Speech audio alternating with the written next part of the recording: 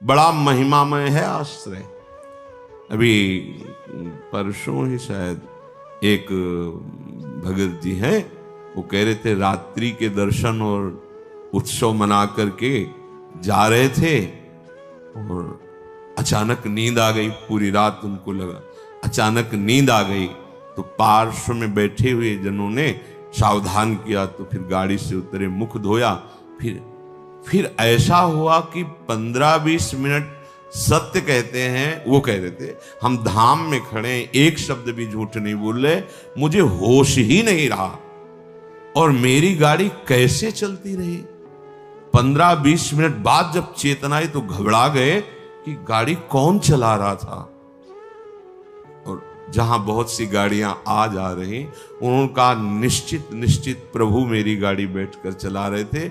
मैं एक शब्द भी झूठ नहीं बोल रहा, कोई बड़ाई की बात नहीं कर रहा। ये मेरा हृदय, कोई माने न मान, वो कह रहे थे मेरा हृदय देख रहा था मेरे प्रभु चला रहे हैं। उत्सव करके रात्रि का दर्शन पूरा, और फिर गए तो अचानक एकदम ऐसी नींद की स्थिति। अच्छा, दिन की दिनचर्या अपनी गृहस्थों की होती है और रात में पूरा यहां जगे, तो फिर सर्वतो भावेन आप प्रभु के प्रति समर्पित है, वो आश्चर्य जीवन मंगलमय हो जाएगा। मान लीजिए एक बार श्री नारदानंद सरस्वती जी महाराज नैमिषारण्य के कहीं संतों की संगोष्ठी में जाना था, बहुत दूर, बहुत विद्वान वेदांतदर्शी ब्रह्मबोध संपन्न महापुरुष थे नारदानंद सरस्वती जी महाराज। रास्ते में गाड़ी खराब हो गई, जहां कई किलोमीटरों तक कोई नगर नहीं, कोई। अब वहां संतों की सभा में पहुंचना था, कैसे? तो दंडी सन्यासी थे, तो उनका देखो ये बात किसी से कहना नहीं, ऐसे रखा दंड नारायण को और कहा स्टार्ट करो। स्टार्ट हो गई गाड़ी। जब लक्ष्य में पहुंची, दंड नारायण को हटा लिया। कोई दुर्लभ नहीं है। अनंत ब्रह्मांडों को जो अपने संकल्प से चला रहे हैं, वो एक हमारे जीवन के रक्षक हो, ये कोई आश्चर्य की बात नहीं। शरणागत के लिए कोई आश्चर्य नहीं है। वो देहातीत स्थिति एक क्षण में प्रदान कर सकते हैं, हमें कल्पों लग सकते हैं। इसीलिए यहां कहा नमो नित्यम वृंदावन तरुलताभ्या करुणया। वृंदावन की लता, खगमृग, पशु पंछी, वृंदावन के रसिक जन, वृंदावन वासी जन, ये सब करुणामयी लाडली की करुणा स्वरूप है। ये हम पर दया करें। किरंतिभ्या, इनकी कीर्ति का गान करें, इनके दर्शन करें, स्पर्श करें, इनकी बातें सुने और स्मरण करें तो विभांतिभ्या पावे प्रकृति रस सारात्म महसा। प्रकृति रस से परे जो सार तत्व है, परम रस प्रेम, वो तुम्हारे हृदय, और प्रेम ही देहातीत स्थिति प्रदान करता है। चाहे आत्मरति बोलो या प्रिया प्रीतम की रति, माने प्रेम या आत्म प्रेम, तो इतना गाढ़ अवस्था की अवधूत स्थिति शरीर की शुद्ध ही नहीं है। प्रेम प्रियालाल के प्रकट रूप में इतना प्रेम, शरीर शुद्ध ही नहीं है। शरीर शुद्ध छूटना कोई कठिन बात नहीं है। एक उदाहरण में पूज्य भाई जी ने लिखा कि एक कोई वंदना कर रहे थे, तो उनका नियम होता है कि जिस समय उनका समय हुआ वो अपनी वंदना करते हैं अपने ईश्वर की। तो रुमाल बिछाई और वंदना कर रहे थे। कोई नवयुवती किसी अपने प्रीतम से मिलने के लिए जा रही थी, जहां नियत स्थान था। वो उसके ध्यान में, भाव में भरी, उसको लांग के चली गई। वो रास्ते में ही कर रहे थे। और वो वंदना करके देखा कि वही स्त्री कुछ क्षण बाद लौट के आ रही। तब कहा, क्यों, तुम्हें इतना ज्ञान नहीं कि मैं वंदना कर रहा था और तुम हमारे को लांग के चली गई? कब? बोले अभी थोड़ी देर पहले। आप वंदना कर रहे थे, किसकी? बोले अपने मालिक की, आराध्य देव की। हम तो एक नाशवान शरीर के राग में थी, तो इतने बड़े तुम हमें नहीं दिखाई दिए, लांग के चली गई, और तुम अनंत ब्रह्मांडों के मालिक की वंदना कर, तुम्हें पता चला कि मैं तुम्हें नांग के चली गई। क्या वंदना कर रहे थे तुम? हम तो एक नाशवान शरीर में आसक्त थी, उससे मिलने गई थी, तो तेरी शुद्ध नहीं रही, तेरे को नांग के चली गई, मुझे पता नहीं। लेकिन तू परम आराध्य देव की, परम प्रभु की आराधना कर रहा, तुझे पता चला मैं नांग के चली। कहां तेरी एकाग्रता थी, कहां तेरे को प्रेम है? ये बात देह शुद्ध भूलना कोई बड़ी बात नहीं, बड़ी बात है तन्मय हो जाना। हमारा राग एक जगह एकत्रित हो जाए, गलत जगह एकत्रित होगा, विनाशी जगह में एकत्रित होगा, तो परिणाम में गलत और विनाशी हाथ लगेगा। इसीलिए इस अमूल्य प्रेम को प्रभु के नाम रूप लीला धाम में समर्पित करना चाहिए। ये महिमा धाम की कृपा से प्रकट होती है। देहातीत अवस्था देखा गया है महापुरुषों के जीवन में। श्री भोलानाथ जी महाराज बहुत ही पढ़े लिखे, लौकिक विद्या के भी पारंगत विद्वान, मन में श्री प्रिया प्रीतम राधा कृष्ण के प्रति आकर्षण, जब सर्वस्व छोड़कर वृंदावन आए। देखो, निश्चय में बड़ी सामर्थ्य होती है। वृंदावन आकर उन्होंने निश्चय किया कि मेरे जीवन का लक्ष्य अब है श्यामा श्याम की प्राप्ति। बहुत धैर्यपूर्वक निश्चय करना चाहिए। उपासकों से जब एकांतिक वार्ता होती है किसी किसी उपासक से, तो जब वो प्राकृतिक आकर्षण में दुखी दिखाई देता है, तब लगता है कि कृपा के प्रवाह में परमार्थ में तो आ गया है, पर इसका निश्चय नहीं है। क्योंकि निश्चय ना होने के कारण भोगाकर्षण में वो जलता है और चाह करता है भोगों की। तब उसको लगता है कि ये लोग बड़े भाग्यवान हैं जिनके पास जिन भोगों की मैं चाह कर रहा हूं उन भोगों को भोग रहे हैं। ये बड़ी ही निंदनीय बात हृदय में बैठती है।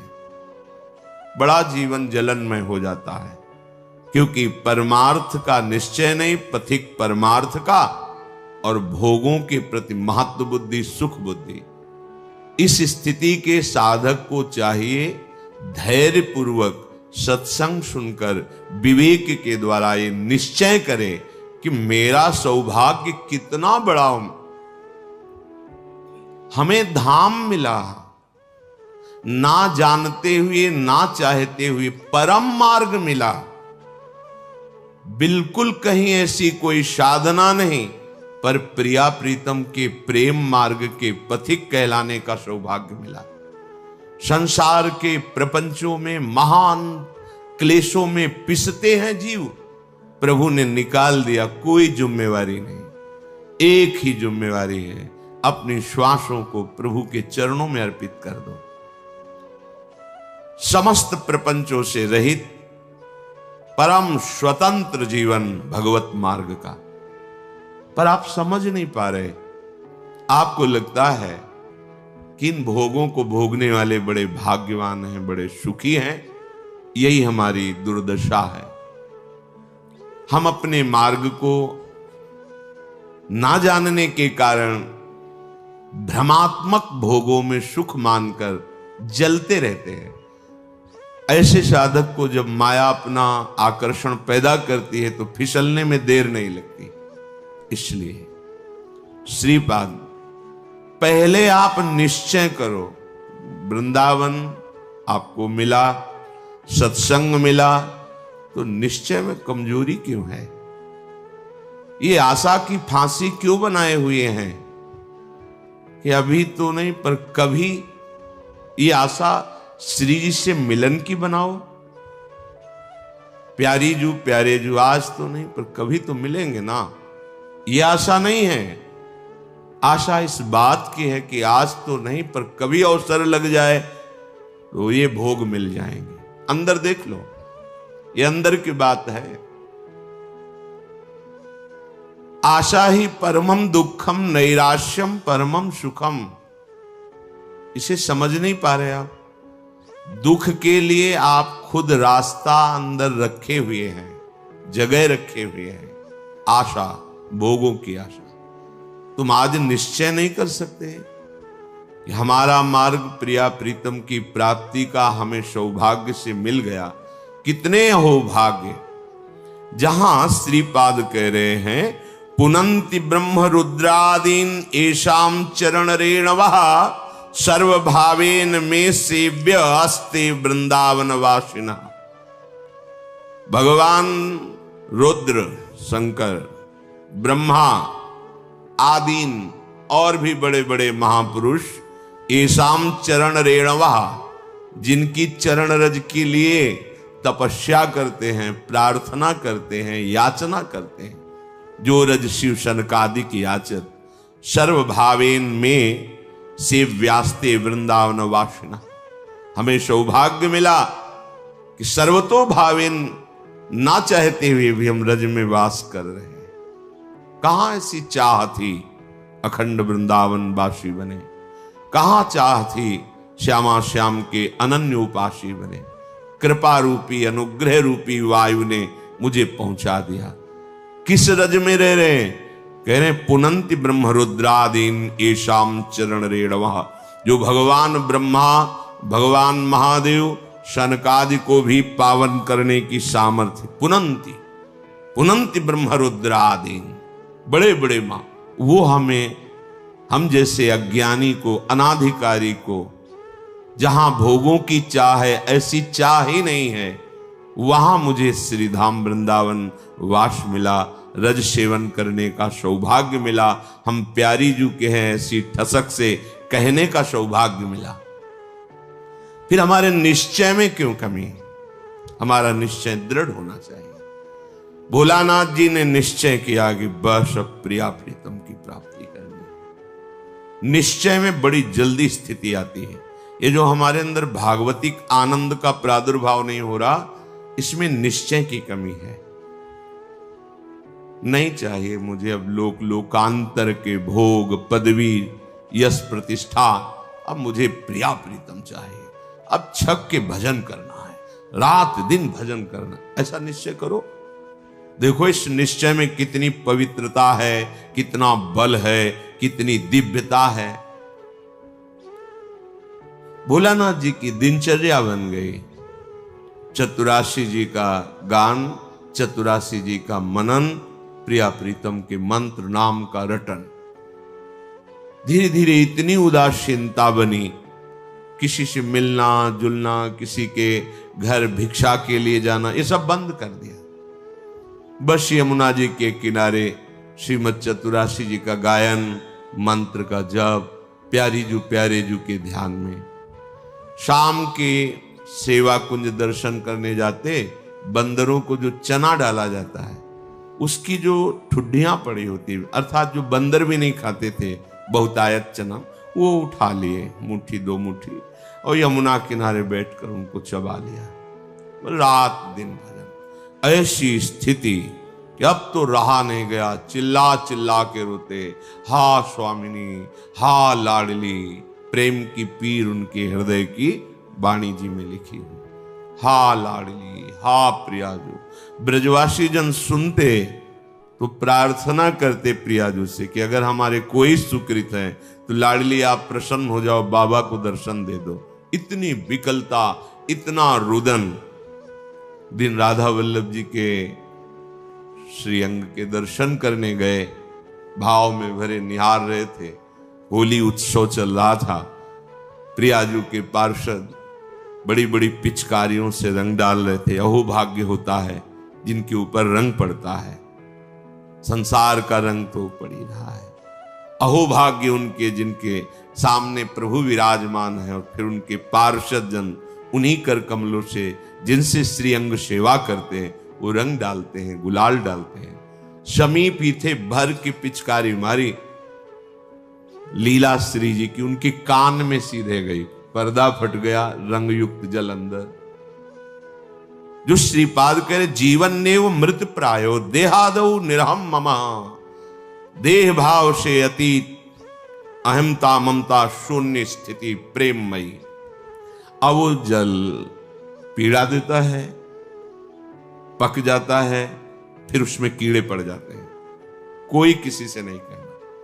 सेवा कुंज दर्शन करने गए तो ऐसे कीड़े, जब लोगों ने देखा तो उनका, अरे बाबा तुम्हें तो बड़ा कष्ट है। कुछ नहीं, श्री जी की लीला है ऐसा। नहीं, उस समय मथुरा जाना पड़ेगा। बहुत जब प्रार्थना, राजी हो गए, ये भी श्री जी की लीला। रोग रूप से प्रभु आए हैं तो औषधि रूप से उनकी पूजा हो, ले गए। डॉक्टरों ने देखा, कहा इनका तो बड़ा ऑपरेशन होगा, क्योंकि सड़न हो गई बहुत दिन से। उनके पास जो निज जन सेवा में बनकर गए थे, उन्होंने कहा आपके कान का ऑपरेशन होगा, आपको बेहोश करना पड़ेगा, ये ऐसे नहीं होगा। तो उनका नहीं, आप 30 मिनट पहले बता दीजिए आके, बेहोश की जरूरत। बोले बहुत कष्ट हो उसमें बेहोश कर, बोले आप बता दीजिए। तो लोगों ने डॉक्टरों से कहा कि स्थिति प्रज्ञ महापुरुष हैं, स्थिति प्राप्त महापुरुष हैं, ये जैसा कहते हैं वैसा ही करो। वो आए, उन्होंने कहा कि अब 30 मिनट बाद ऑपरेशन होगा। श्री हरिवंश राधा गए। वो डॉक्टर आए ऐसे कि ऑपरेशन के कुछ देर बाद बाबा श्री हरिवंश, जैसे सो के उठे, श्री हरिवंश राधा हो गया ऑपरेशन। अच्छा उठे, आश्चर्यचकित सब नर्स डॉक्टर, क्या है ये? शरीर का ऑपरेशन हो रहा है, आप श्री जी की सेवा में हैं, भाव देह से क्या फर्क पड़ता है? ये स्थिति। नमो नित्यम वृंदावन तरुलताभ्यः करुणया कीरंतिभ्या सर्वान पिच पुरुषार्थान सकृदपि विलोकात। यहां देखना भजन है, विलोकात, यहां की लताओं का दर्शन। यहां आप आए हैं, आपको पता नहीं कि ऐसे महापुरुष का स्पर्श हो जाएगा, सारे दुष्कृत आपके नष्ट हो जाएंगे। आप भीड़ में चल रहे हैं, कौन किस कोटि का भजनानंदी है ये बाहर से थोड़ी दिखाई देता है। ये प्रेमियों का देश है वृंदावन। पता नहीं किस पर दृष्टि पड़े, कितनी ऊंची स्थिति का वो प्रेमी महात्मा गृहस्थ वेश में दिखाई दे रहा है, पागल वेश में दिखाई दे रहा है, या विरक्त वेश में दिखाई दे रहा है, कोई आपको आकर्षण नहीं लग रहा, और प्रिया प्रीतम की बहुत ऊंची प्रेम स्थिति में है। इनके दर्शन का, इनके स्पर्श का, इनके सानिध्य का देवर्षि नारद जी कह रहे अमोघस्य। भाई जी ने कहा जैसे आप सो रहे हैं और सूर्य उदय हो गया है तो अंधकार नष्ट हो गया है, पर आपको पता तब चलेगा जब नेत्र खुलेंगे। ऐसे ही महापुरुष का संग हो गया, अब आपका तो कल्याण निश्चित है, पर आपको पता तब चलेगा जब आपके अंदर वो कल्याण स्थिति जागृत हो जाएगी। बिलोकात, वृंदावन को देखना, ये प्रेम प्रदान करने वाला है। कहां से आ रहे? वृंदावन का दर्शन करके। ये भावना मत लाओ यहां बड़ी बिल्डिंगें हैं, ये सब भौतिक बातें माने। धाम नाम रूप लीला चिदानंद है, ये है। गिरिराज जी वही है ना, रजरानी वही है, बहुत कुछ यहां सब चिदानंद है। अपने भाव दूषित है इसलिए पकड़ नहीं पा रहे। विलोकात, दर्शन करो वृंदावन का। देहातीत स्थिति कैसे प्राप्त होगी?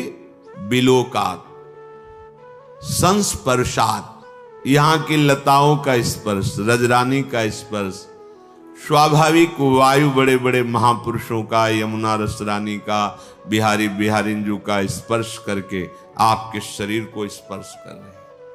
बड़े बड़े तीर्थों के अवगाहन से जो बात नहीं बनेगी वो यहां की वायु हवा बना देगी।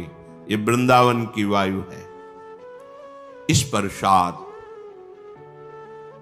यहां की रज, यहां की लताएं, यहां के खगमृग पशु पंछी, यहां के रसिक जन, स्पर्श हो ही जाएगा, बाह्य और आंतरिक दोनों हो जाएगा।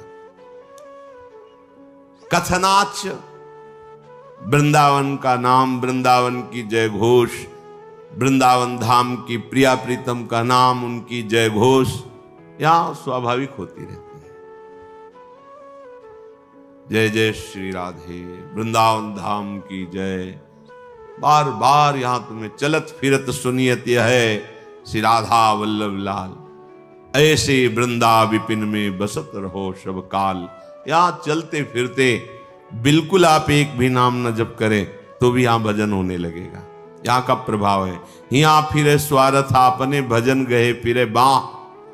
भजन आपको पकड़ लेगा, आपको भजन पकड़ लेगा। भजन गए फिरे बाह, कथनाच श्रवणाच। वृंदावन की महिमा सुनना, वृंदावन की महिमा कहना और स्मरण तो स्मरण करना। कई बार सत्संग में कहा है, जैसे आप यहां आए हैं 1-2 दिन के लिए, तो अपने मानस कैमरा को बहुत संभाल के रखिए। यमुना रस रानी की शोभा भरिए, बिहारी जी के श्री अंगों को, राधा वल्लभ लाल, राधा रमण जी के श्री अंगों को एकाग्रता पूर्वक देखिए। बैठा लिए अपने मानस कैमरा पे वो छवि, वो शोभा, वो झांकी। आप एक एक चीज वृंदावन की भर के ले जाइए हृदय में, और फिर कुछ मिनट एकांत बैठकर दर्शन कीजिए।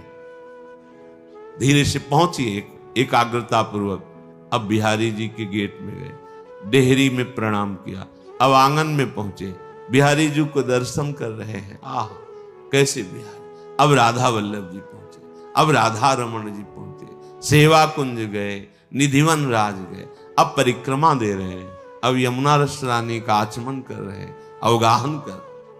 वृंदावन को चिंतवन यह दीप उर्बार, कोटि जन्म के अघतमह काट करे उज। करोड़ों जन्मों के पाप नष्ट हो जाएंगे, कुछ लेना देना नहीं।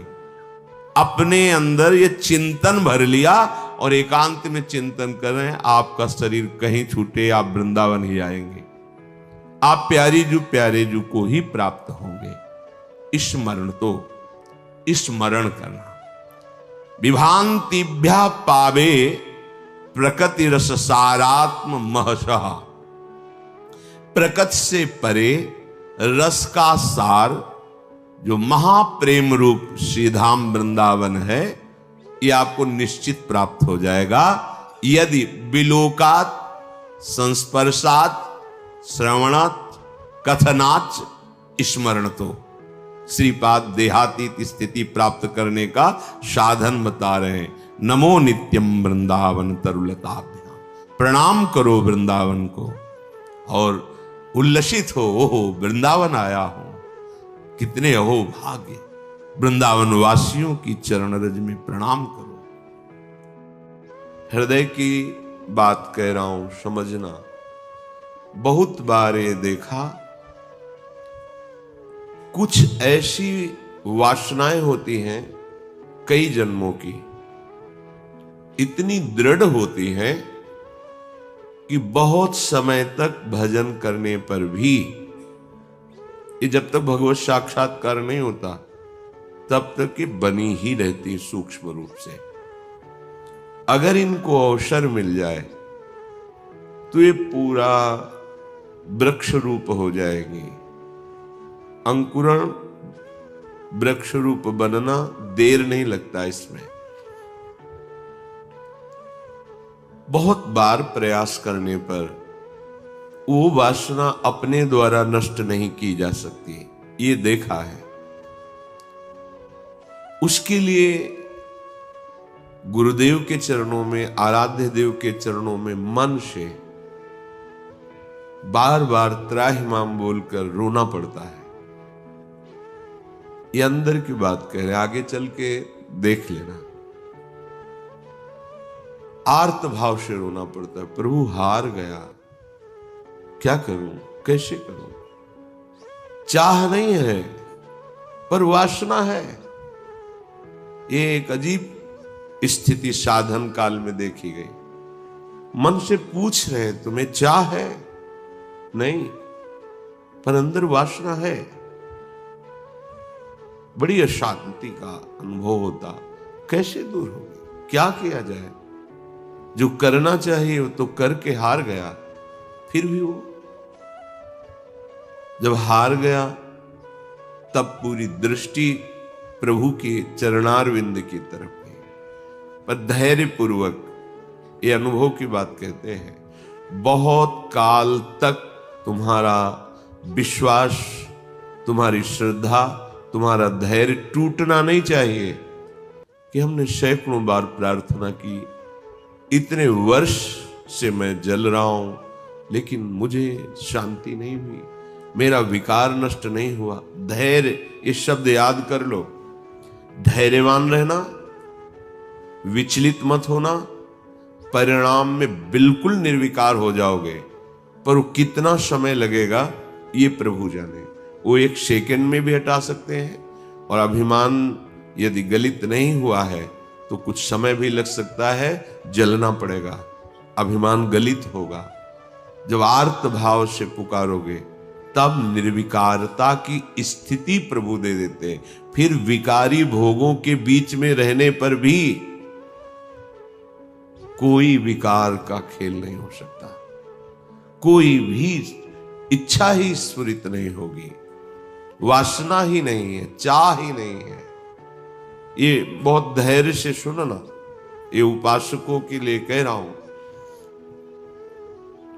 आपके अंदर साधन भजन करते हुए वासना दिखाई देगी, आपको आकर्षण दिखाई देगा, उसमें दम नहीं है, वो तुम्हें परास्त नहीं कर सकती, केवल भयभीत करती रहेगी। वो भी हमारी शरणागति में बड़ी सहायक होती है, क्योंकि सब साधन करने पर अहम पुष्ट नहीं होने देती। क्या अभी देखो ये है ना, क्या अंदर से प्रश्न, क्या ये मलिन वृत्ति है ना, तो किस बात की साधना, क्या साधक हो।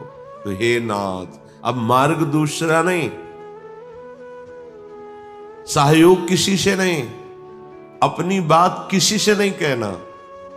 प्रार्थना है, समझ लीजिए आंतरिक बात कह रहा हूं, अपनी स्थिति की बात किसी से नहीं कहना कि आपके हृदय में कौन सी वासना कितना स्फुरित हो रही, किसी से भी नहीं, किसी से भी नहीं। और धैर्यवान रहना, विचलित मत हो जाना। उस वासना को बढ़ावा देने वाली कोई भी दृष्टि, वार्ता, चेष्टा मत करना। और कितना भी समय लग जाए, अपनी आस्तिकता नहीं हटनी चाहिए, विश्वास नहीं हटना चाहिए, बिल्कुल निर्विकार हो जाओगे, बिल्कुल। यह गुण साधन ते नहीं हुई, तुम्हारी कृपा पाओ कोई कोई। वो कृपा उसी को मिलती है जो आर्त भाव से बलहीन होकर प्रभु को पुकारता है, नाथ मेरे बस की बात नहीं रह गई, हर उपाय करके देख लिया। सच्ची मानिए, बहुत ये विचित्र सूक्ष्म बात है, अगर समझ जाओगे तो विचलित कभी नहीं होगे। नई अवस्था साधन मार्ग में बड़ी तीव्रता, जब देखा सूक्ष्म वासना हृदय में है। सावन का महीना था, जल पीकर सावन भर रहेंगे, देखते हैं वासना कैसे रहती है। कोई फर्क नहीं पड़ा उसमें, अन्न का त्याग करते हैं, कई वर्ष तक आलू गुड़ जो भी फलवश, कभी दूध मिल जाए, गंगा किनारे या गांव में सेव संतरा अंगूर केला, ये तो प्रश्न ही नहीं उठता, कुछ फर्क नहीं पड़ा। वो ऐसी सूक्ष्म स्थान पर बैठी रहती है अहम में, उस पर कोई फर्क नहीं पड़ता। बड़े बड़े सात्विक अनुष्ठान करने पर भी उस पर कोई फर्क नहीं पड़ता। तभी गोस्वामी जी भी लिख रहे हैं, हौ हारे कर जतन विविध विधि अतिशय प्रबल अजय, तुलसीदास बस होई तबहि जब प्रभु पेरक बर जाए। बिल्कुल सिद्ध बात समझ। गंगा जी में खड़े होकर के आर्त भाव से पुकारते, प्रभु आप देख रहे हैं एकांत सेवन, आप देख रहे हैं संयम आहार, फिर भी वासना क्यों, फिर ये क्यों जला रही है? कोई उत्तर नहीं मिलता। पर दूसरा मार्ग नहीं, किसी का संग नहीं, किसी से प्रश्न नहीं, पता नहीं कैसी सलाह दे दे कि हमारा विश्वास, हमारा धैर्य विचलित हो जाए। नहीं, अपनी बात प्रभु से। प्रार्थना में बहुत सामर्थ्य देखी है। ये अंदर की बात कह रहे हैं, बिल्कुल समझ जाना। ये इसलिए कह रहे हैं, ये मार्ग बहुत फिसलन वाला मार्ग है, बहुत संभाल संभाल के कदम रखने हैं। अंत तो गत्वा ये आया कि हैं हम आपके, जैसे भी हैं वैसे आपके। अब आप देख लो, जैसे रखना चाहते हो वैसे रखो। नाथ मैं हार गया हूं, आप देख लो। कब वो चली गई पता ही नहीं चला। जिससे हम लड़ते रहे, जिससे हम जलते रहे, जिसके लिए हम साधन करते रहे, नहीं फर्क पड़ा। और जब उनके भरोसे छोड़ दिया, कब वो वृत्ति चली गई पता ही नहीं चला। इसीलिए बात कल चिंतन में चल रही थी कि अगर कोई समझ पाए तो इसे जरूर बताएं कि ये करने से नहीं होता, ये होने से होता है। बस देख लिया, मैं आपके बनने योग्य नहीं हूं, पर जैसा हूं आपका हूं। देख लो प्रभु, आप राजी हो तो राजी, मैं जलता रहूंगा, कुमार्गगामी नहीं बनूंगा, अन्य अवलंबन नहीं लूंगा, जलता रहूंगा। आप राजी हो मेरी जलन में, जीवन भर जलाते रहो। आप देख लो, अब मेरे बस का नहीं रहा, क्योंकि वो सूक्ष्म ऐसा कि वहां कोई प्रहार ही नहीं पहुंच रहा। अंतःकरण की अहम के महल में सूक्ष्मता से वो रह रहा है। जो भी करो वो बहुत पुष्ट हो रहा है। केवल हटा या हटेगा या हट रहा है तो प्रभु की कृपा से। इसलिए बड़े बड़े महापुरुषों के वचनों में दैन्यता और कृपा शब्द आता है। दैन्यता क्वाहम तुच्छा परम मधमा, कृपा हेश वृंदावनस्य। ये वृंदावन की महिमा, ये वृंदावन धुरी